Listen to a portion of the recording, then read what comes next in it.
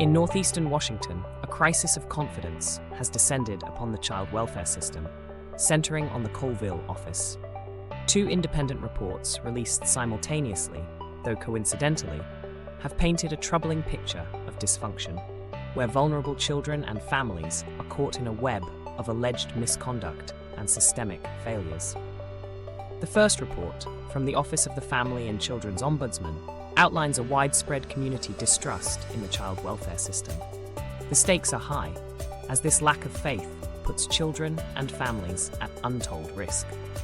Complaints have raised alarms about the judgment and practices of child protective services, highlighting cases where children were removed from their kin without sufficient reasons or were placed disadvantageously in the foster care system. Backing these claims, the Ombudsman's investigation revealed that while an astonishing 62 complaints were lodged between January 2007 and March 2009, 16 found validation for allegations of policy violations and poor practices. Perhaps most strikingly, the report asserts with stark clarity that these complaints had merit, a declaration by Mary Meinig, the Ombudsman's director. Simultaneously, the Department of Social and Health Services, Children's Administration, corroborated these findings, but pointed its spotlight on the profound, systemic communication issues. A chasm exists between service agencies meant to protect children's welfare, leaving cases mishandled and unresolved.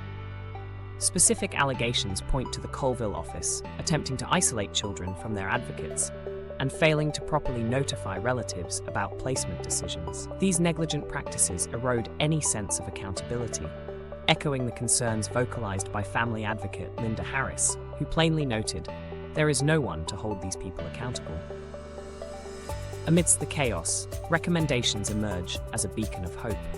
The Ombudsman advocates for interventions, such as employing professional mediation services to mend damaged relations, establishing a community advisory board to steer policies, and ensuring judiciary leadership to bolster accountability in appointments and child placements.